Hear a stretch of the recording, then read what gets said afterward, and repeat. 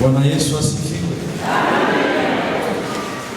Basi wakati nilishapresente, nilisahau kumpresente yeye. Anaitwa Shiraki, tunafanya kazi ya Mungu pamoja naye. Halafu kwa siku ya leo tuangalie Matendo ya Mitume. Petro akawaambia, tubuni mkabatizwe kila mmoja kwa jina lake Yesu Kristo, mpate ondoleo la dhambi zenu, nanyi mtapokea zawadi ya Roho Mtakatifu, kwa sababu na siku ile waliozidishwa walikuwa watu kama 3,000 wakisifu Mungu na kupendeza. Watu wangapi kanisa? Watu wote. Naye Bwana aliliongeza kanisa kila siku wale waliokuwa wakiokolewa. Tulishangilie neno la Bwana nzima kwa kazi kubwa mmeifanya. Nilifika hapa mwaka iliyopita. Hapa kulikuwa mbao na kule kulikuwa udongo sana, na sasa tayari hekalu linaanza kupendeza. Mungu abariki kila mmoja katikati yenu aliyetoa sehemu fulani ya pesa ya nguvu ya maombi kwa ajili ya uwezekano ya kazi hii. Kadiri nilivyomtangaza Mungu kwa malengo ya kulifanya kanisa ili jina la Mungu likae hapa kwa milele. Nakumbuka somo hili lilikuwa moja ya somo katika juma lile tulilofanya hapa. Kwa kumfanyizia tendo hili nzuri katika hekalu lake takatifu, acha ainue maisha yenu na kuleta mabadiliko makubwa katika kazi zenu, katika familia zenu. Mahali ambapo hamujaona mabadiliko, Bwana ayalete mabadiliko kwa jina la Yesu. Kama unaamini semeni amena kwa furaha. Unajua tulisema tutapendezesha kanisa la Mungu, na Mungu wetu anasema, nani aliyenipa wa kwanza nipate nikamlipa. Tengeneza hii nyumba, hata nyumba zenu zitengenezwe. Na nilipotoka hapa ile siku nilisema, siku nitakuyaka juu nitakuwa nimetengeneza kanisa, nitakuyaka na cameraman. Na nimekuja naye, nimetimiza ahadi. Ile siku sikuyaka naye ilikuwa ikigaliki jibanda, alafu inaanza kufanana hekalu. Bwana wabariki sana. Ninajua hamuyaishi hapa, mna mawazo mazuri juu ya hii hekalu. Reference katika poste yetu ya Katwa, ninajua litapendeza sana, litatabasamu sana, sababu wana watu wabeba maono Mungu amewaweka miongoni mwenu. Wachungaji wenu, wazee wa kanisa, waongozi wote Bwana amewaweka, na malengo mlio nayo mtaweza kuyafikia. Tumepewa somo nzuri sana ambayo inasema juu ya mfuasi ama Mkristo na maisha ya utofauti.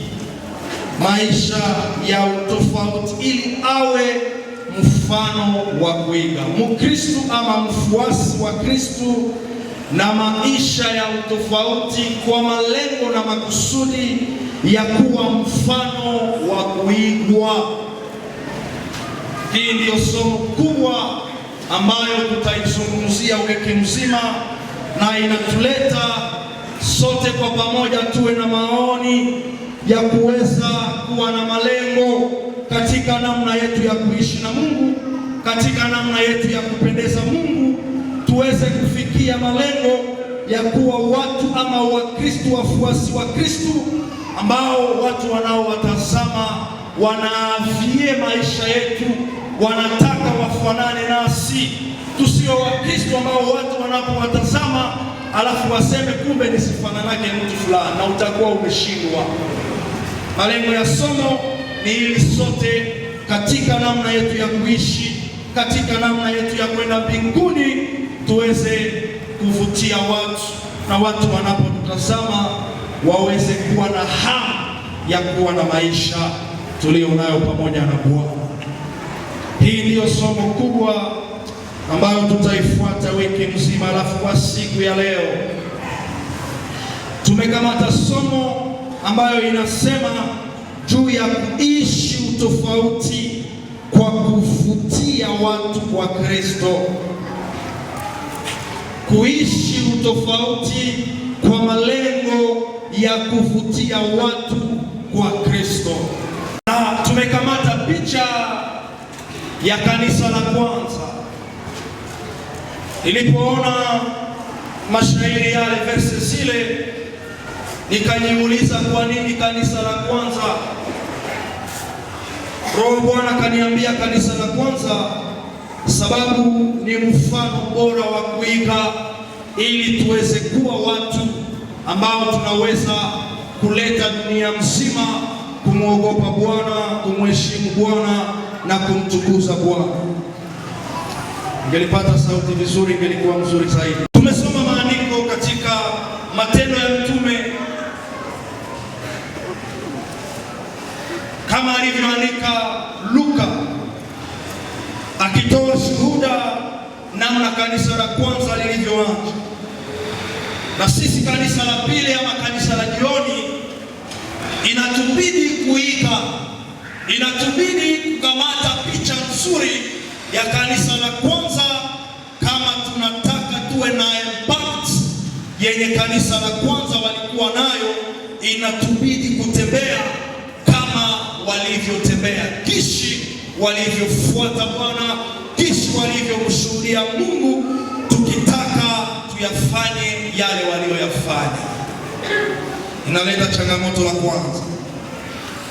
Changamoto la kwanza, kanisa hili la jioni, kanisa hili la pili, kanisa ambalo sisi tunaishi ndani mwake, ni kanisa ambalo linataka sana kuishi matendo ya kanisa la kwanza ama resulta ya kanisa la kwanza, lakini pasipo kuishi maisha ya kanisa la kwanza. Arejea vizuri ili kunielewa. Nasema kanisa hili ambalo tunaishi, kanisa ya Sebeka Ruenda, tunataka kuona resulta yenye kanisa la kwanza walikuwa wanapata kila mara, lakini pasipo kukubali maisha ya kanisa la kwanza. Tajieleza. Ninajua sote katika namna yetu ya kumfuata Bwana tunataka tuone miujiza ikitokea katika maisha. Nikisema muujiza ni kitu ambacho haukingojelea ama ulikuwa unakitarajia, alafu Mungu anakifanya ghafla na ukakishuhudia katika maisha yako. Hii ndio muujiza. Tunataka sana kuona miujiza, tunataka sana kutembea katika nguvu za kiroho, tunataka sana kuona viwete wakitembea katika maibada zetu, tunataka sana kuona Roho Bwana akijaza watu, lakini pasipo kufanya kishi kanisa la kwanza lilivyofanya. Tukitafuta kueleza juu ya Roho Mtakatifu, tunakamata maisha ya kanisa la kwanza siku ya Pentecost, na tunaomba Mungu atujaze kama alivyowajaza wale waliokuwa kwenye chumba cha juu, lakini pasipo kuishi ndani ya communion, ndani ya consecration yenye wao walikuwa wanaishi pamoja na Mungu ili waweze kufikia ile resulta. Ni kama katika maisha yetu kuna watu wanaavie maisha ya watu, anasema ningelikuwa sawa mtu fulani, lakini pasipo kutaka kupitia maisha aliyoyapitia. Ni shida kubwa sana.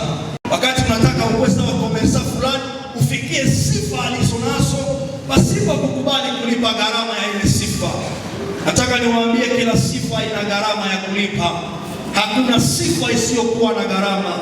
Ukiona ndoa imesitawi, jua kuna gharama wameilipa katika ndoa yao.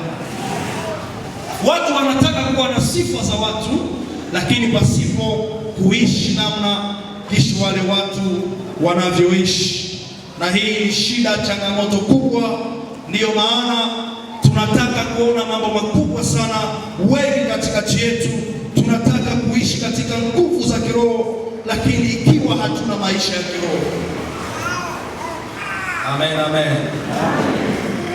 Biblia inatuonesha sura ya kanisa la kwanza. Inatuonesha ya kwamba kanisa la kwanza walikuwa na malengo. Kanisa la kwanza walikuwa na vitu ambavyo wanavifuatilia, walikuwa na namna yao ya kuishi ili waweze kufikia kiwango ya kuinfluence dunia, ili waweze kufikia kiwango ya kuacha watu wanamuogopa Bwana. Namna yao ya kuishi maisha yao ilionyesha ya kwamba pana kitu ambacho wanakijua, ya kwamba katika haya maisha tunayoyaishi tutaweza kufikia mahali fulani. Hawakuwa kama sisi kanisa la jioni. Acha nilete karakteristiki fulani ama hali fulani ambazo kanisa la kwanza walikuwa nao, lakini sisi kanisa la pili la jioni tumepoteza mambo yale. Nitaeleza juu ya kuujiza ishara ambazo ziliwaleta kusekue dunia, kuleta dunia yote kwa chini ya unyenyekevu wa jina la Yesu. Kanisa la kwanza walikuwa na hali tabia yao ya kwanza, ambayo katika malengo yote walikuwa na ujumbe mmoja, ujumbe wa kutangaza Kristo. Kanisa la kwanza hawakuwa na nyingine message isipokuwa kumtangaza Kristo. Hakuna mahali walikusanyika kama si kwa ajili ya kutangaza matendo makubwa ya Yesu. Unanifuata vizuri kanisa? Haitanichokesha kabisa ya kwamba wao walikuwa na malengo makubwa zaidi ya yote, ilikuwa kutangaza Kristo. Wakikusanyika mahali, jina la Yesu lilitangazwa. Wakienda mahali kuhubiri, jina la Yesu, matendo ya Yesu yalitangazwa, isipokuwa kazi ambazo Yesu alizifanya kwa ajili ya wanadamu. Amen. Lakini sisi kanisa la leo tumeanza kuchanganya mafundisho, na unaweza ona kanisa inafanya tu temwa na haijatangaza matendo ya Kristo. Lakini hayo siseme kama na zingine makanisa mnakuja limashi matangazo, sadaka, mafundisho sadaka. Na hii ni moja ambayo inatuleta sisi kanisa ya leo kuwa katika maisha ya utofauti na kanisa la kwanza. Mahali Yesu hatangazwe, Yesu hawezi onekana. Mahali Yesu hashuhudiwi, Yesu hatendi. Mahali Yesu hainuliwi, Yesu haonekane. Anataka sana kanisa tunapokusanyika, jambo la msingi, jambo lililo kubwa, tutangaze yale aliyofanya. Kanisa ya leo imeanza kuingia katika mambo, unaona tunafanya mambo ili Wakristo wapende, lakini si ili mbinguni sifurahi. Unaona mhubiri anaandaa somo, lakini katika namna ya kuandaa somo anasema hii example itachekesha kanisa. Wafurahi. Hii haikuwa malengo ya kanisa la kwanza. Na siku zote wahubiri, wachungaji, kanisa, viongozi, tutabaki katika yale maisha. Mungu hataonekana katika ibada zetu. Tutafanya ibada za formalite. Tutafanya ibada inaisha, mnarudia kishi mlikuya, lakini ikiwa Biblia inasema hakuna mtu aliyekuja mbele za Kristo na akarudi kisi alivyokuja. Namna gani tunaweza kukusanyika ndani ya ibada na unafanya dua sana ya kanisa na unarudia kisi mlivyokuja? Kanisa la kwanza iliprone juu ya message ya Kristo. Christ au centre de toutes choses. Hali ya pili ya kanisa la kwanza ambayo sisi kanisa la pili tumepoteza, Biblia inatueleza ya kwamba kanisa la kwanza wao walikuwa na malengo sana ya kudumu katika mafundisho. Na mafundisho wanatia mkazo juu ya mafundisho ya mitume. Hapana mafundisho ya n'importe qui. Mafundisho ya mitume. Hawakudumu katika mafundisho ya washarlata. Kanisa la kwanza walidumu katika mafundisho ya mitume, na hii ilimleta Kristo kuishi ndani ya kanisa, ilileta Kristo kutembea pamoja na kanisa, ilileta utukufu wa Bwana ndani ya kanisa, na watu walikomaa, watu waliinuka sana viwango. Roho wa Bwana alikaa ndani ya maisha yao, Roho wa Bwana alitembea pamoja nao, sababu ujuzi wa mtu inamleta mtu kumjua Bwana, na inamleta Bwana kuwa katika maisha ya mtu, na unapokuwa pamoja na Bwana inakuwa miujiza. Sisi kanisa la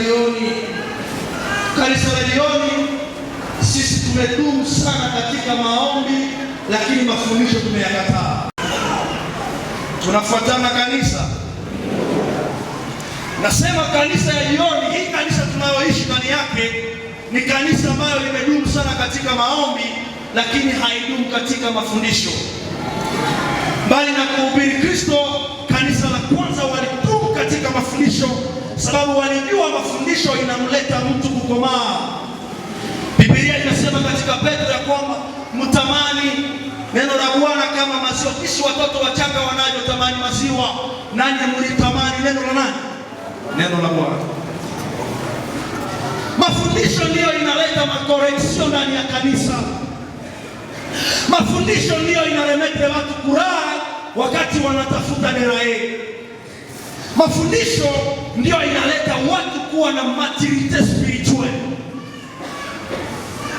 Mahubiri inawaita watu kwa Kristo, lakini mafundisho inawakalisha watu kwa Kristo. Amen, amen. Waliokoka kwa mahubiri, lakini hawataki mafundisho.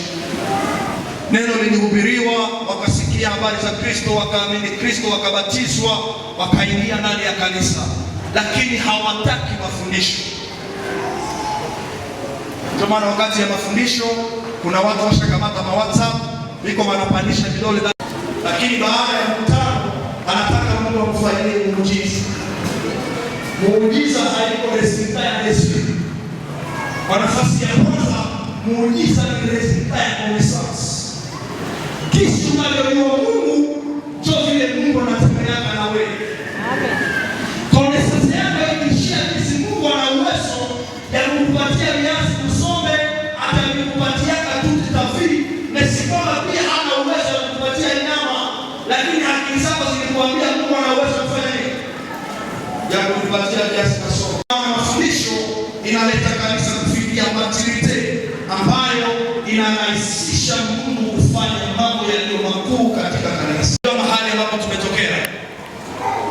Hata leo kuna watu wa hizo aina ambao muujiza ikitokea ambayo inawapita ufahamu, wanasema ule mtu aliyefanya muujiza ni mtu wa nani? Wa shetani. Shetani anaweza kiwezi. Ndio wewe Mungu mwenye uko naye sehemu bebe vasa hata. Na kanisa inapobaki katika vile viwango, Mungu anaacha kufanya muujiza. Biblia inasema kuna mahali alipofika hakufanya muujiza sababu ya incredulity.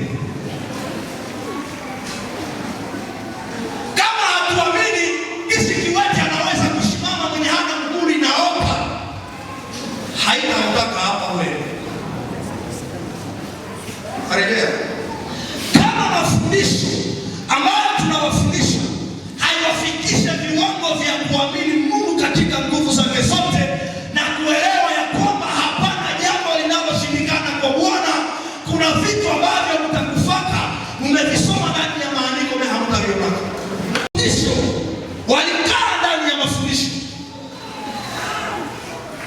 Hapa kuna watu wiki maisha hajasoma Biblia, lakini anaenda mbinguni. Kuna misee ya kanisa inakuja kanisani pasipo Biblia, lakini ni misee ya kanisa.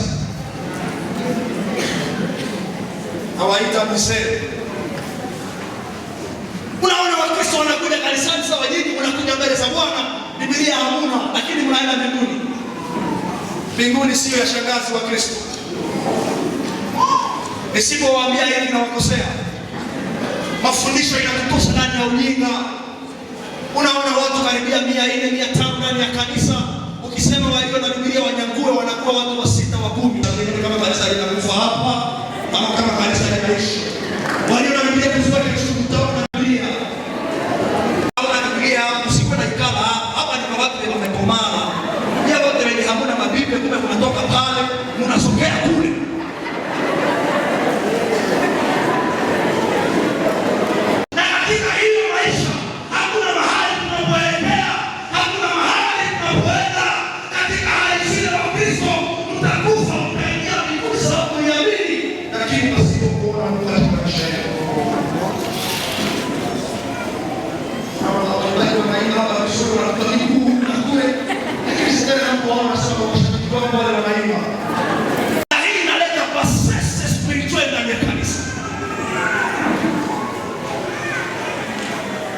amen. Walidumu katika mafundisho, walidumu katika mafundisho kanisa la kwanza. Alafu Biblia inasema baada ya kudumu katika mafundisho ya mitume, hapa kuna wengine wamedumu katika mafundisho ya wale wazazi ambao hawakuwazaa. Kanisa la kwanza walidumu katika mafundisho ya mitume kwa malengo, sababu walijua hawa ndio wametuzaa kiroho, na kama tunataka tufanane Mungu aliyetufundisha, akombe tukae kwenye miguu yao ili kesho tuweze kufanana na tuweze kufanana na Mungu ambaye wametuletea. Najua hapa kuna wengi sana ambao unanyonyeana fashi nyingine. Mumezaliwa ndani ya Sebeka, lakini mahali mnapokulia si ndani ya Sebeka. Kule mahali mnatangatanga kwa kutafuta maziwa, mtanyonya maziwa ya imbwa. Ikiwa mmesema mmepata Mungu, mmeokolewa ndani ya Sebeka, maana yake na wokovu wenu haujaokoka. Kama Mungu hayuko ndani ya Sebeka, maana yake Mungu hayaokoa. Unaona Wakristo, tuna Wakristo sema le chrétien de dimanche. Juma mzima wanaenda kwenye sekine huduma. Na wanaporudia hapa, wanataka wakutransforme tufanane na kwenye wanaenda. Pastor unaona, alafu hapa ukifanya hivi, hata wazee wa kanisa wengine ibada itaisha hapo, wanaenda kile kipaa. Akifika barasa analeta kitu chenye alinyonya kwa maziwa ya nini? Ya imbwa. Inakuwa na sura isiyokuwa kanisa. Sasa huyu anataka kanisa lifanane mahali ambapo ananyonyea na mwingine kisha mchanganyiko ndani ya kanisa.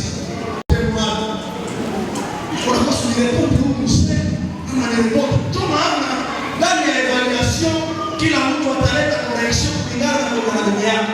Kwa ibada ya evaluation inakula saa 3. Usaidie kuuliza jirani, unanyonyea wapi?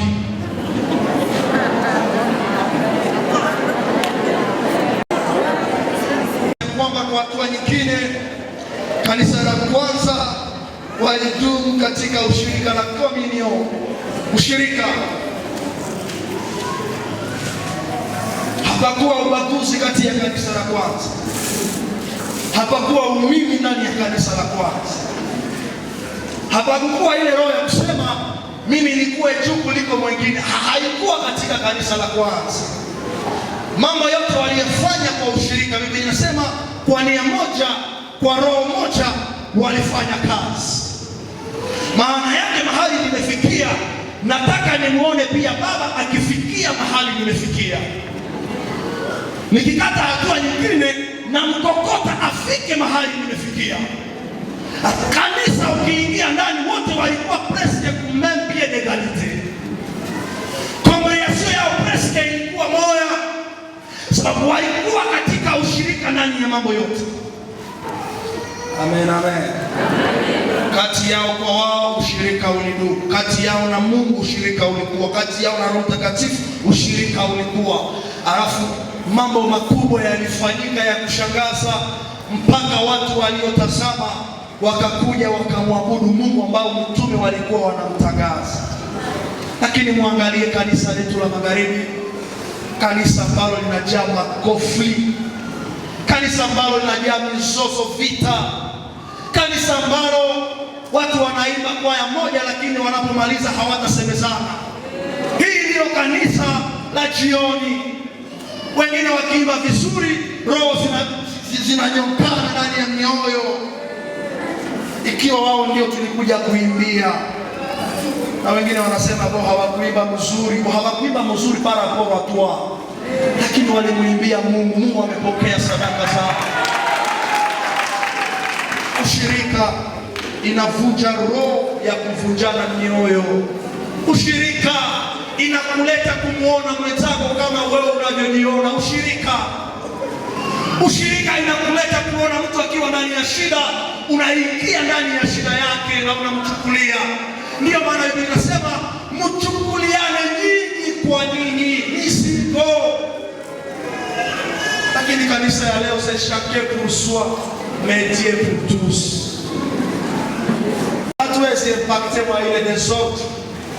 Hakuna mahali tunakwenda, maisha yetu haitawavutia watu kwa Kristo. Mnajua mimi nikagombana na papa mwana hapa. Ninakia kwa sio papa mwana, tunagombana hapa. Utasema nini? Siku na nyamaza, mimi kuna msemaka kwenye barabara.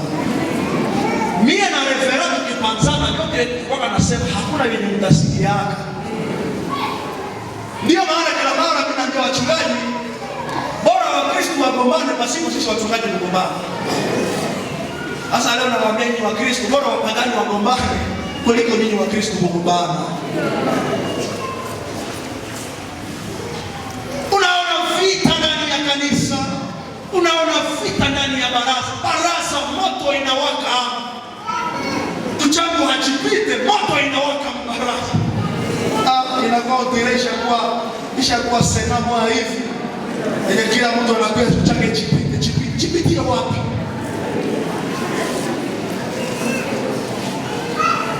Mawazo yangu haipite ya mwingine ikiwa mazuri, acha nifanye ushirika ndani ya ile mawazo. Pana malengo ya Mungu ndani, na jambo litakalotokea litaacha watu wanaona ya kwamba tuna Mungu ndani ya kanisa. Vuta ni kuvute ndani ya kanisa imetoka wapi? Vuta ni kuvute. Miecho. Hapana, ushirika inatuleta upendo, inakaa mahali ambapo ushirika inaonekana. Ndani ya makuple zenu panapokuwa changamoto, mama ni Mkristo wa hapa, baba ni Mkristo wa hapa, lakini vita inatokea mpaka mnashindwa kuisherehe, inaacha Mungu anapotea, inaacha Mungu anakosa nafasi yake. Maisha yetu wavutie watu, namna yetu ya kuishi. Watu wanapotazama upendo tulio nao, waone Mungu ndani ya ile upendo. Unajua kuna mtu mmoja aliniambia, mchungaji, nyie maporo mnasemaka sana juu ya upendo lakini hamna upendo.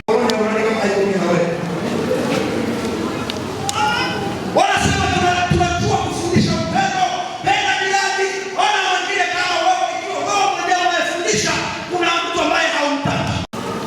Unasema juu ya upendo, ikiwa watu ambao wanachukia wanakaa. Wanasema yule wanasema wanashindwa hapo. Kanisa, ushirika inaacha watu wanaweza kitu ambacho hawangeliweza. Kama mmeweza hii kwa sababu mlifanya kitu kwa ushirika. Hapangelikuwa ushirika kati ya hili jambo halingeliwezekana.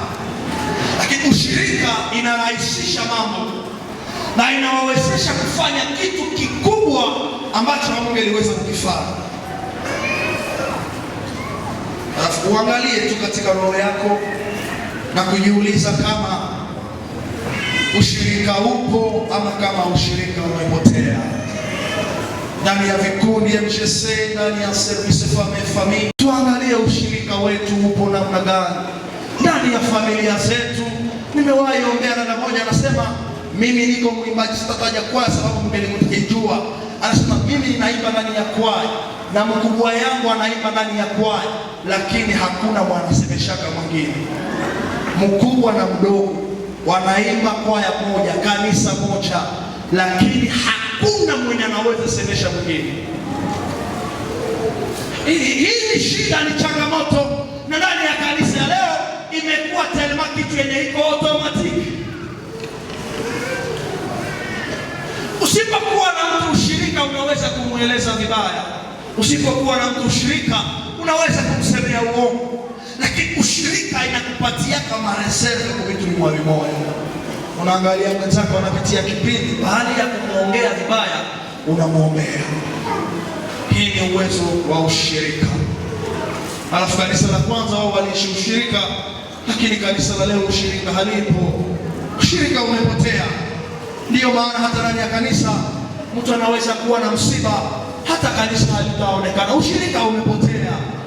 Watu wanataka sana kuja hapa Dimash, watu wanalilia madhabahu ya Dimash wahubiri, ikiwa ya kilio ni madhabahu makubwa kuliko hii hapa. Tunakuambia wewe fundisha kilio, unakataa. Unapenda tu ya Dimash hapa. Kwa imagine. Mnapenda tamasha mudese tuwapatie manyimbo 3. Maraba mkilio mtaimba sifati mkwenda lala hai. Hamna lage kulilio na mchisomo siende Korani me mtupatie manyimbo 2. Na Korani pale cheo wapi? Hii imetuleta ndani ya visibility. Ushirika inakusukuma kumwangalia mtu ndani ya mateso na ukafaa mateso yake ili uweze kumpatia matumaini. Hii ndio ushirika. Kanisa la leo hatuna tena ushirika. Kanisa la leo tumepoteza upendo. Upendo imeenda. Upendo imeisha. Upendo imepotea ndani ya kanisa la leo. Alafu Biblia inasema hawa waliendelea kudumu katika kuvunja mkate. Sitaweka mkazo sana sababu muda inakimbia. Alafu walidumu pia katika maombi. Nasema yote kwa pamoja. Katika kuvunja mkate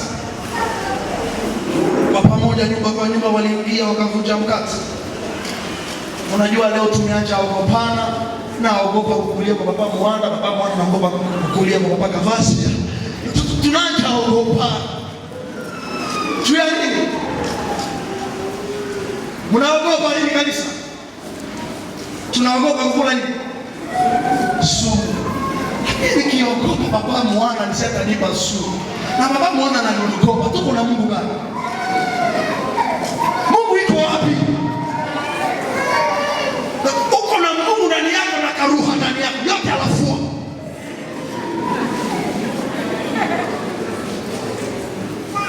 Tumeogopa kusalimiana leo na mkono.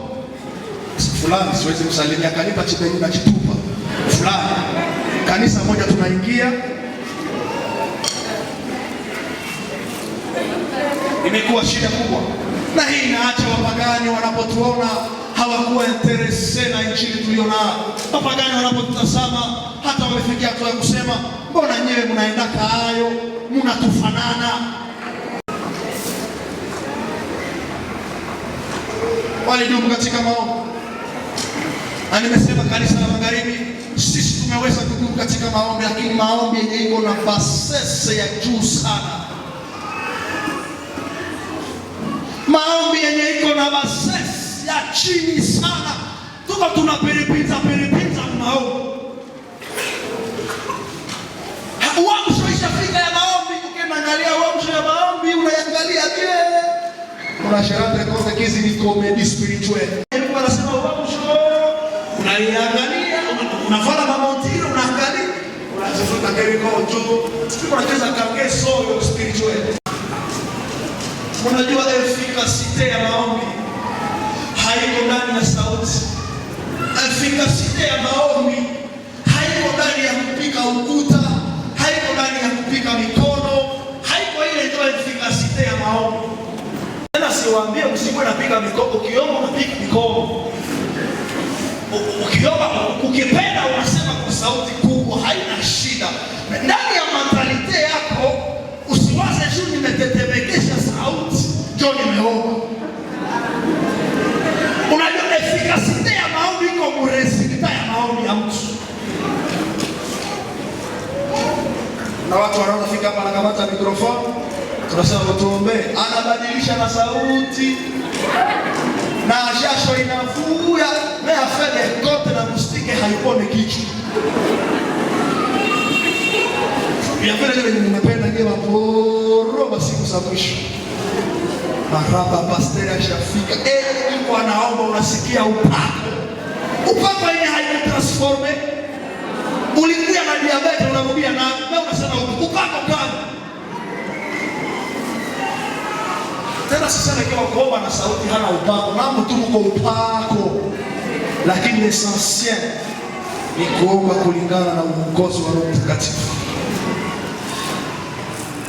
Hizo makanisa zote ambazo tunasema zimejaa ndani yake maombi. Mimi nimepewa neema ya kuingia ndani ya makanisa zote ambazo tunasema zimejaa maombi. Kuna mahali niliingia kanisa ambalo umelijua limejaa maombi sana, nikapima degree yao ya maombi.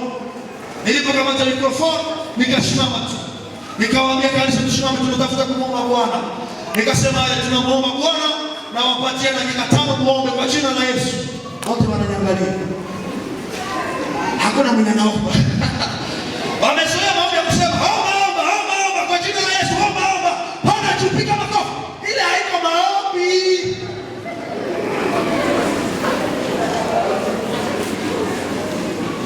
Wakianza kukuambia waseme papa, ambia mama kisi unampenda, ambia tena mwambie kisi unampenda.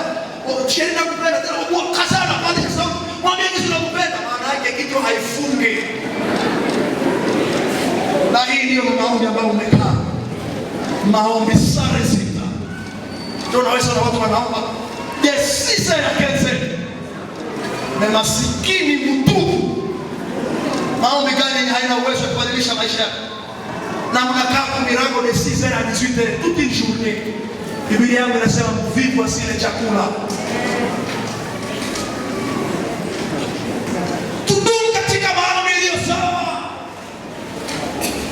Maombi ambayo imepanda viwango, unaweza kusema pole na mambo yakabadilika. Tusome Biblia. Tuangalie watu waliokuwa waombaji katika Matendo ya Mitume, ni sura yake ile ya 5 tuanze 15. Tusikilize habari zilizotokea baada ya mitume kanisa kudumu katika maombi. Sijawakataza kupika makofi, upike na ukuta, lakini upike ukuta na upako, upike ukuta na Roho Mtakatifu. Biblia inasema hivi, tuanze 12, inasema na kwa mikono ya mitume zilifanyika alama na maajabu mingi katikati ya watu, nao wote waliokuwa kwa nia moja katika baraza ya Solomono na katika wote wengine hapana hata mmoja aliyesubutu kuungana nao, lakini watu wakawasifu. Nao walioamini Bwana wakaongezeka sana, wanaume na wanawake. 15 hata walibeba wagonjwa nje katika njia, wakawaweka juu ya mikeka na vitanda, ili Petro akikuja anapopita kivuli chake kiwafinike wachache wao. Nao makutano walikuja kutoka miji iliyo kando kando ya Yerusalemu, wakakutanika wakaleta wagonjwa nao waliochokozwa na pepo wachafu, nao wote walifanya nini kanisa? Petro alipiga ukuta. Petro alipandisha sauti. Swali ni mumeishi maisha ya Ukristo ya ambarasi. Sasa mko hapa mnaenda kudanganya, nasikia Roho wa Bwana, lakini mshamba yako hauyakusikia hata siku moja. Bandia Mkristo. Unaona mtu mwenye nasikia Roho ya Bwana iko na mke wa pili, ni dashia mbiro ya nyumba ya watu, lakini kanisani nasikia Roho wa Bwana. Wapi?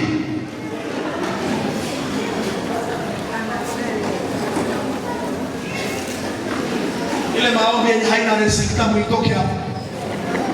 Maombi ya kuomba desmen sa resulta muitoke hapo. Haiko bibliki.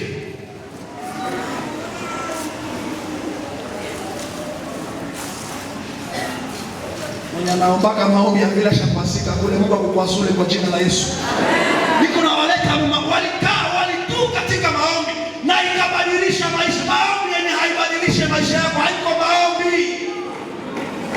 Biblia inatuonyesha Petro ambaye alidumu katika maombi. Biblia inasema alipokuwa akipita njia, wanaleta wagonjwa, wanawatandika kumkeka, wanawaweka kuvitanda, ili Petro anapopita hakusema hata kwa jina la Yesu.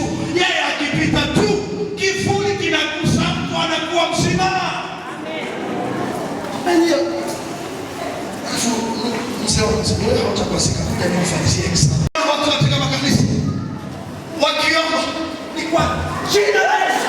Nani amewadanganya? Hii sio maombi, sisi ni comédien. Umesoma Biblia gani ambayo watu waliangushwa vile? Nguvu za Mungu zinawaangusha watu pasipokuwagusa. Bwana anapoonekana hapo waiona pepo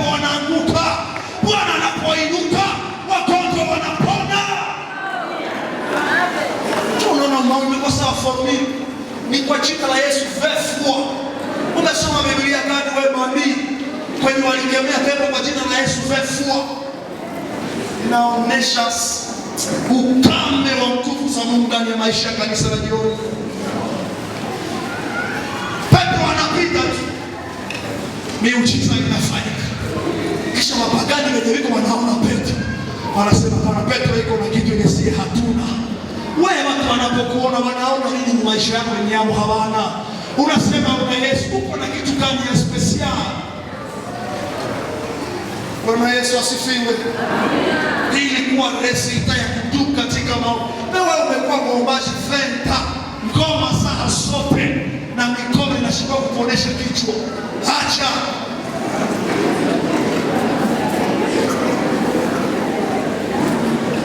Unamhubiri Mungu aina gani?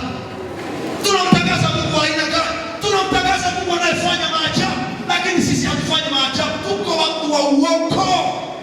Inapoishi katika ushirika, inakaa katika mafundisho ya mtakaza Kristo, inakaa katika kufunja mkate, katika maombi, ishara, miujiza zinafuatana na. Bwana Yesu asifiwe. Huyu ni Petro ambaye alidumu katika maombi. Ujifunze kudumu katika maombi. Mahali ambapo unaweza kuwa peke yako, lakini unapokaa unaweza kuomba desert ajero na uko wewe peke. Mwachane na ile yetu ya kupiga kutukrimase. Hapa sisi tuko msifa na maabudu ndio mnapandisha masauti. Ikiwa kwenu hampandisha masauti, msipandishe kwanza kwenu kisha mgesi ongezea na huko.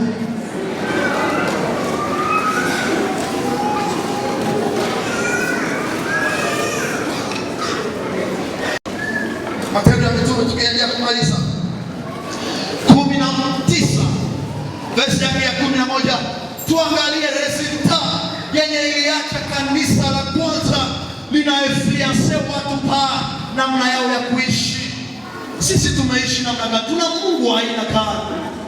Upendo unashikwa kuupenda, ushirika unashikwa kwa, na kukaa mafundisho unashikwa kwa, na maombi unashikwa kwa. Utaweza miujiza kama unashindwa kumiujiza, weza kwanza cha upendo. Weza upendo, usishikwe vyote.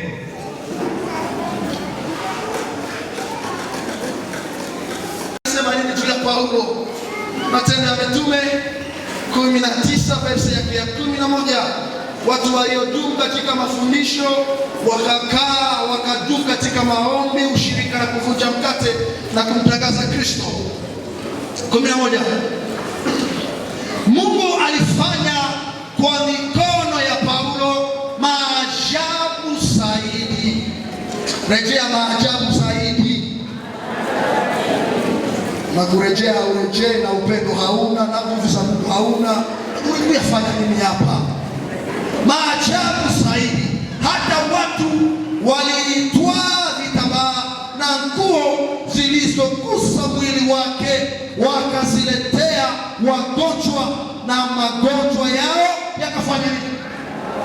Na pepo wachafu zikafanya nini?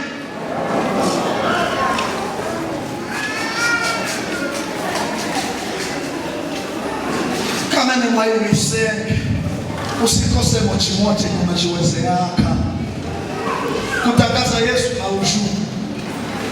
Na mafundisho hauipendi. Na ushirika hauko mwai. Na mkate ulibatizi waka ushakatoka na kumezi. Na maombi haujui na kuomba. Wakasema na miujiza hauna na mwai ushakufanya. Ambia jirani kama uko vile uko initile kwa kanisa.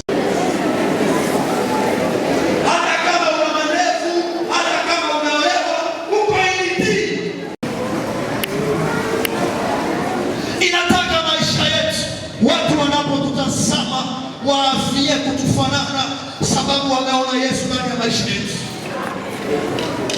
Kwaya mnapoimba watu wanaona Mungu ndani ya nyimbo zenu. Wanasema hii kwaya ina Bwana, hata mtoto wangu angeingia ndani. Watu wanapoona Wakristo wawenda, wanaona Mungu, wanaona ufalme ndani yao, na hata wanasema hii kanisa litaingia ndani yake. Et nous sommes en train de fabriquer des églises mortes.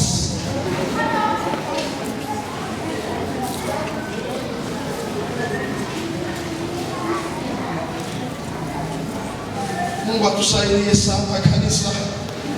Huyu ni Paulo ambaye kwa sababu ya kutembea na Bwana ndani ya kanisa la kwanza, Paulo roho Bwana akamwambukizia hali za kimungu. Biblia inasema mshware sawa hii unakuja unaitia kwa Paulo, unakimbia kumorge ya katwa, unaitia kwa maiti, hivi maiti na shimama. Hii mshwara ikiponya mtu diabetes, utasema niko nani leo? Mshwara nikaitia mtu kwa anaanguka chini, utasema alikuwa sio shivyo omosele kae. Nani alikwambia sema kama wewe wapi? Mwache Bwana aonekane ndani ya kanisa. Mwache Bwana abadilishe mioyo ya watu. Mwache Bwana atukuzwe. Kanisa haiko yako. Kanisa haiko yako. Ni kanisa ni la Yesu. Ikiwa yako tunahama moyo, jue hauna mbinguni. Na unaona watu wanaona kama eti somote. Nani aliwaambia ni chenu?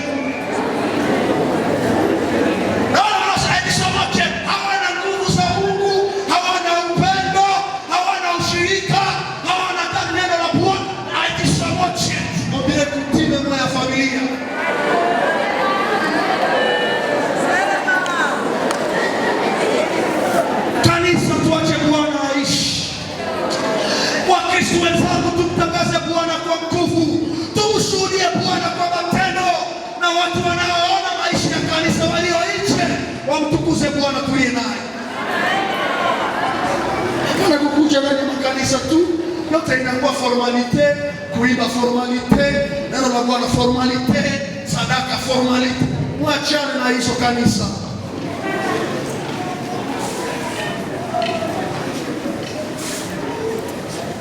Kwa nafasi yake na yatatuwezesha na atarahisisha maisha yetu kuwavutia watu wengine.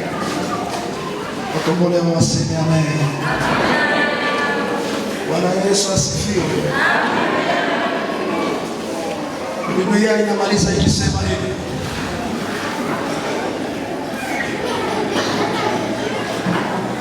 kwamba sasa wale watu ambao walitembea na Bwana, hii sauti nataka simalize seminari pia. Nasikia sauti inaanza fungana. Basi kanisa la siku zingine mabafu.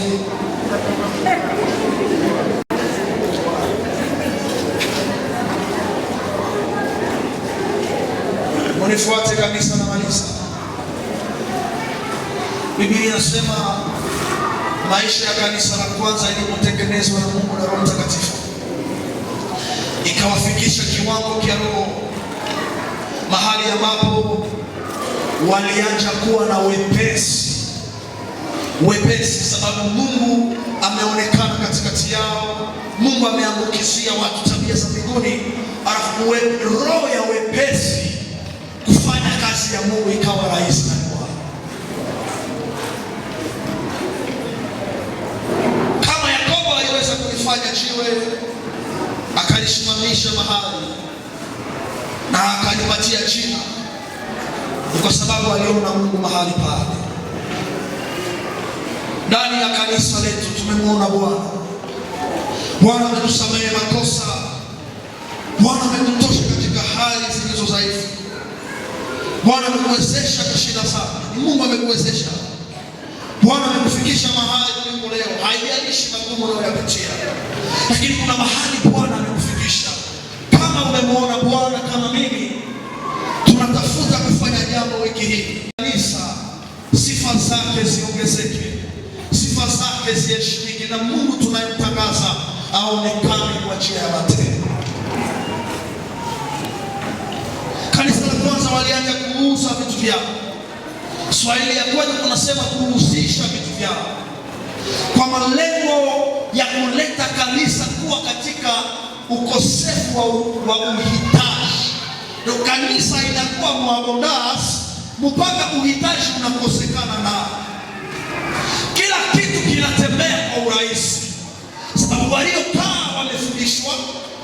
mafundisho imewabadilisha, mafundisho imewawezesha, mafundisho imewafikisha mahali fulani. Alafu kama palikuwa mchango ilikuwa urahisi, kama palikuwa kujenga hekalu urahisi, kama palikuwa kutia terazo urahisi, kazi za kanisa hazikuchelewa, sababu kila muamini, narejea, kila muamini, kila mtu aliyekuwa ameingia ndani ya hilo kanisa aliweza kufanya tendo kwa ajili ya kumheshimisha Mungu. Amen, amen. Shukuru kwa ajili ya terazo. Ninasema Mungu awabariki.